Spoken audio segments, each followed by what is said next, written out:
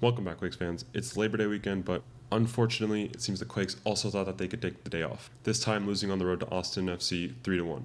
A game which isn't a nail in the coffin, but it significantly complicates the road to making the playoffs. My name is Kevin, I'm joined by Luis, and together with the Quakesaholics. Today we'll be talking about this lackluster and unacceptable performance against Austin.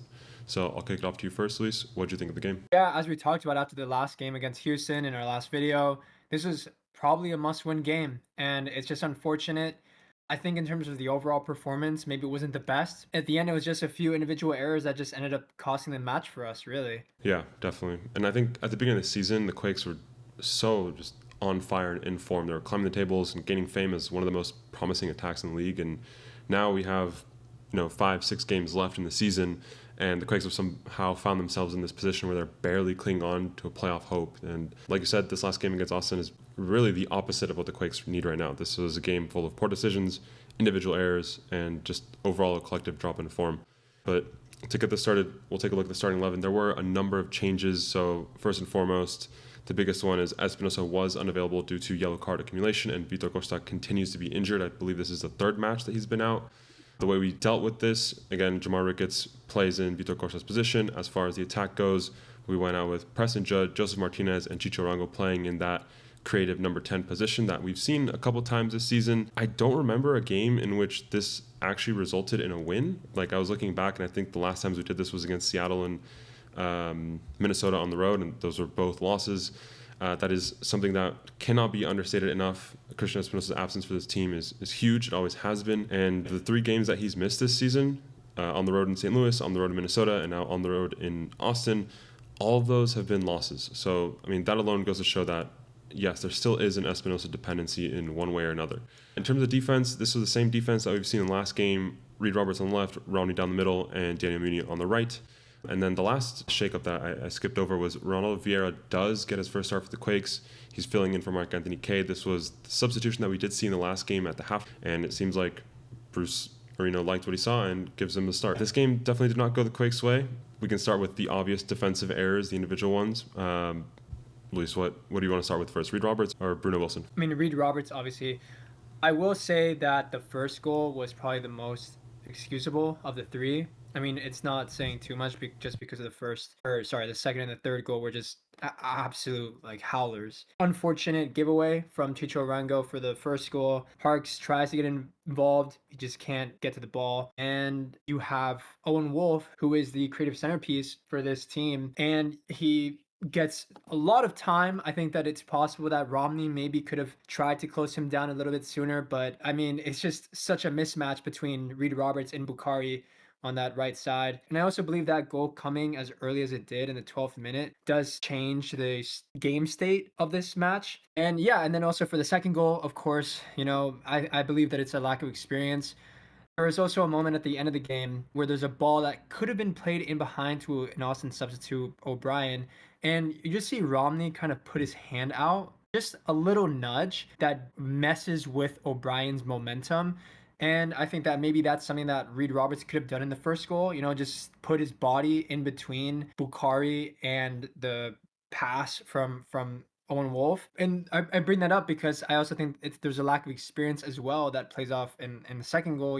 Obviously he chooses to keep the ball in play, which maybe if there wasn't as much pressure on him wouldn't have been the worst idea, but he slips afterwards, and Austin player just gets probably 30 meters of space to just run into and pick out a pass. And then the final goal as well that Austin scored, just a really unfortunate mistake from Bruno Wilson, who I think, given the amount of money that he makes, has been really poor. Probably in terms of money for return, one of the worst players currently on the team, I would say. Yeah, and so with those individual mistakes that Reid Roberts made, he did get subbed off almost immediately after the second goal. I think it was like 35th, 36th minute. Like you just said, Bruno Wilson comes in. Even taking away that own goal, I thought Bruno Wilson played a terrible match. This was probably one of his worst matches. I haven't looked at the stats, but like just from the eye test per se, I remember like 4 or 5 possessions that he just gifted to Austin. And like you're saying, like this is a player that makes so much money, that has so much experience, that has played in Europe. I don't understand like how someone with that much of a curriculum can somehow still play matches for the Quakes at such a poor level. I just look at like someone that's right next to him, Danny Moon, and I'm just like, okay, Danny Moon is such a better defender. And I understand that there's limited options here for making that substitution. It was pretty clear that Reid Roberts had to come off. But Bruno Wilson has been very, like, his form is just like a roller coaster. You don't know what you're going to get. We've seen an awful performance against Vancouver, and then literally 7 days later, a great performance against San Diego, and then, 2 weeks later from that was this game, and just a terrible performance. And I do think that on that own goal, did think that he made the right decision. Like, if a ball is coming across and you have the chance to, slide and try to get a foot on it, I think you should do that, because the alternative to that is Austin's left winger having basically a one-on-one with Daniel, which I also don't think that Daniel has had many great games recently. I'll get into that in a second. So yeah, I did think that Bruno Wilson should have dived for that ball, but it's just unfortunate that goes in. But even taking that aside, the rest of the match for him, I thought it was really bad. And then coming back to Daniel, I think we've built up this expectation in our head that Daniel's going to save us in games and get, huge stops. And usually he does do that, but I feel like these past maybe 3 to 5 games, we haven't seen that at all. And in this game, he literally had 0 saves in this entire game.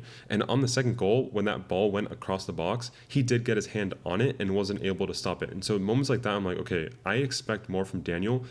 You can take a look at his per 90 stats this season. It's a pretty big drop off in form to what we remembered from, 2023 when he was first coming up for the Quakes. And then not just this game, but in the last game, there was a shot that went straight at his hands and just went straight through both hands and conceded a goal. So I think Daniel is something that I haven't seen many people, commenting or talking about, but I have been watching this for a couple games. I don't think this is enough.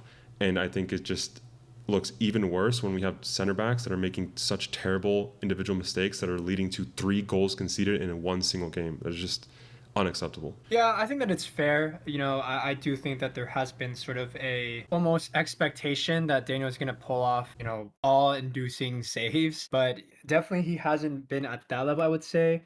Personally, I do think that he's not one of the bigger problems that we have. It is true though. I do think that, if you do look at things that are being slightly overlooked, Daniel could be one of those things. However, I think in this game particularly, and like you said as well, I do think that center backs are a much bigger issue. You talked about the Bruno Wilson as well. I think that, yeah, I do agree with you that he probably should have slid. It's not that he made the wrong decision, but I also think, when you're making that much money, your execution matters as well. And it's just not good enough. He had a terrible moment with that own goal. He had terrible passes. He's making over $1 million a year. And yeah, I feel like with also Rodriguez missing, and to have Romney starting as the, center back, when the reason we brought in Wilson was because of his passing range. I mean, that's like where he should be. And I think in this system, it is actually a good system for his profile of player, which just goes to show how far from his standard that he has fallen, that Romney has taken his position, which, as much as I have enjoyed having Romney in the back line, he is very much a left-footed player, and that does restrict him a lot. But I would have to agree with Bruce Arena that at this point in time, he is probably the best option that we have in that center back position. Yeah, and then you add on top of that the 4 months that he's missed this season, and then how many months last season. We don't even have a player that can play every game, and half the times that they do, they have terrible performances. One thing that I think is worth mentioning is that this game wasn't one-sided like the scoreline sort of suggests. You look at the momentum, and there was long stretches of 10-15 minutes where each team had pretty good momentum, and we would see 10 minutes in Austin's half and then 10 minutes in the Quakes half, and it was very back and forth. How do you feel the midfield played in this match? And then we can talk about the attack after that. Yeah, personally, I think that the midfield did have a good game defensively. Anyway, I think that Ronaldo Vieira does do really well at breaking a play. I thought, similar to what we saw in Houston, some of those short passing moments, he did do well. And he also had various clean tackles or moments where he would just cut off an Austin player to win the ball. And I was surprised on how clean those executions were. A lot of those early challenges, I was worried that the ref would call a foul on Ronaldo, but honestly, he did really well. think Harks, of course, what you're gonna get with Harks, so consistent. He's gonna be good off the ball. He's gonna be running a lot. He can make some passes as well down the flank. But I do think that overall we were forced out wide a lot.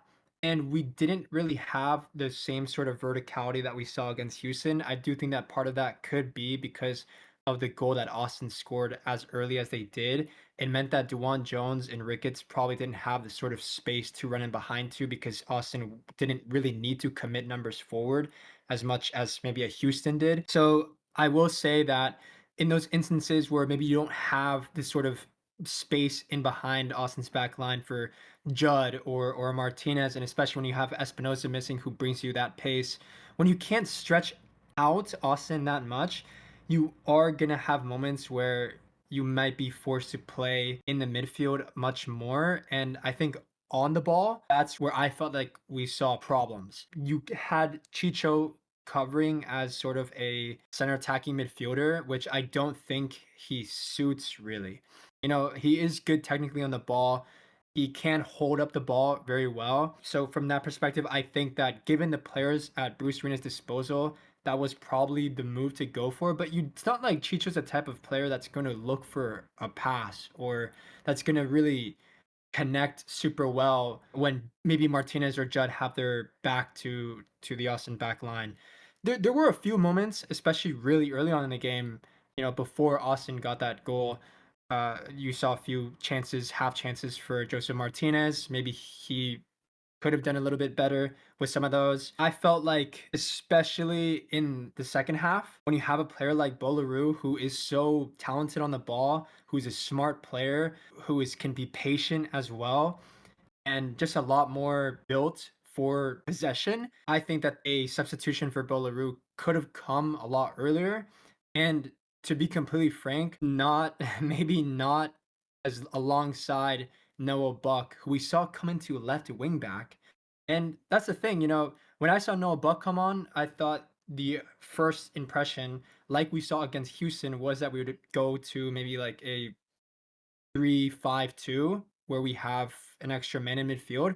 That's not what we saw because Noah Buck just went out to the left wing back role, and you saw Senny Booty kind of coming in a little bit more, and it just so the numbers were still not really there. I think that it would have made a lot more sense for maybe Bolaru to come on and to bring on Mark Anthony K as well, as opposed to Noah Buck, or maybe you leave Ronaldo Vieira. I'm not sure what his fitness level is, but if his fitness was there, maybe you leave him on the field.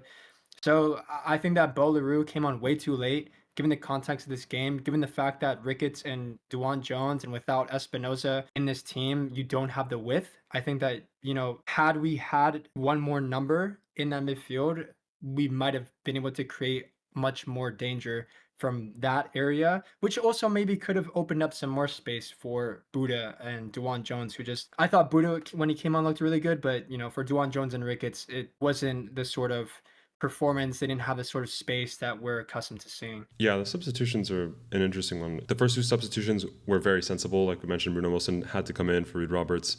Buddha coming in, I also agree that he played a good second half. And yeah, I think Nick Lima coming on was just a direct result of Duan Jones playing a poor game. I think he lost way too many balls. I mean, compared to like the usual form that we expect from Jones, this was a huge drop off. And yeah, like Jamar Ricketts coming off on no block, I also thought that was just weird. Like we have Benji on the bench. I feel like that would have been a better option. Or if you want him playing up top, you can move him up top and then drop Buddha into that left wing back position. I think we've seen Buddha play that at least once or twice. So yeah, to play Nullbuck there, I don't know what was going on with those late game substitutions. Yeah, exactly. And that brings up the question: why did Duan Jones and Ricketts not play very well when they played, I thought, fantastic games, especially offensively against Houston? And offensively was where we saw those problems. I do think, maybe in Espinoza, the pull that he has, I think Espinoza, of course, has been getting that respect in this league. Defenders do want to get on him, and that does leave space for Duan Jones. I think that the fact that he wasn't here meant that Duan Jones kind of had to play that role, but it just wasn't the same. He's just not the same profile of player. And I think in terms of the delivery as well, I think Espinoza may be unmatched in this league in terms of the ability to cross the ball.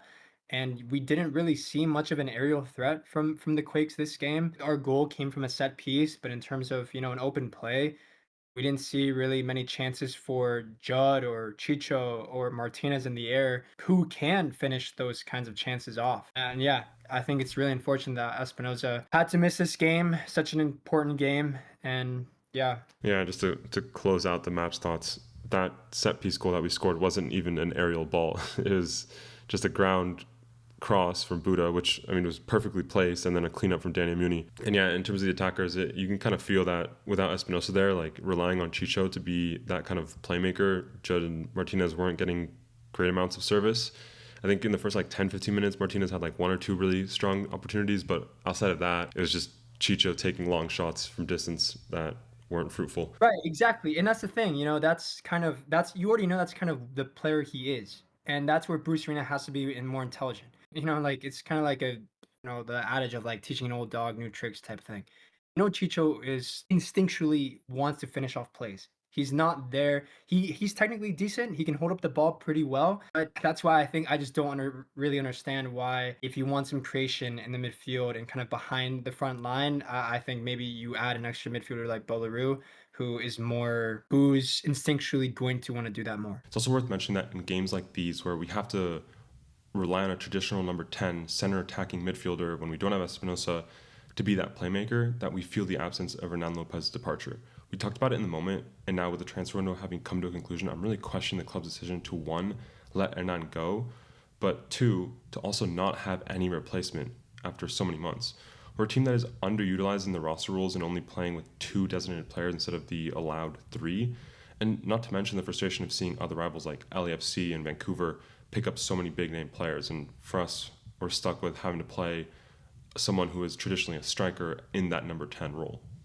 So yeah, next weekend, the Quakes have the weekend off, and then after that we'll be technically at home, but at Levi's against LAFC. That'll be I don't even want to think about that right now, but it's going to be a very tough game. Espinoza should be back for that one, so that'll be one positive. And yeah, we got to figure out the midfield. I think there's a lot of options in the midfield, like we've discussed before, but getting the right two and then also figuring out the center back situation is going to be a tough one. We'll see what happens with that. Last bit of news that we did want to cover, Paul Marie. If you're new to the Quakes, this isn't probably a name that means much to you, but if you've been around for more than 2-3 years, you'll know that Paul Marie is a very loved player by Quakes fans. This season, he has not gotten the minutes that at least I think that he probably should get.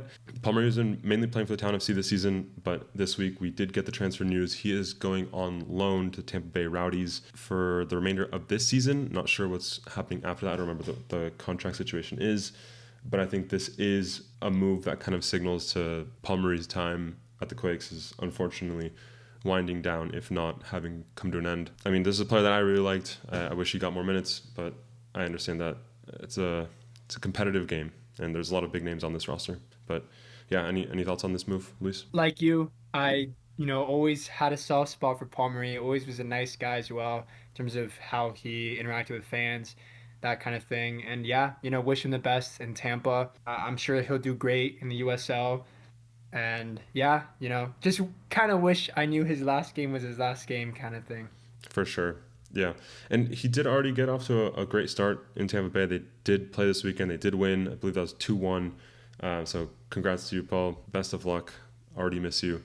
But yeah, I think that's all we had for this one. So if you made it this far, thank you for listening. We'll be here after the LAFC game. And yeah, let us know what you're thinking about the Quakes and how you feel about the playoffs. It's looking tough, but it is still possible, and we are still hopeful that we will make the playoffs.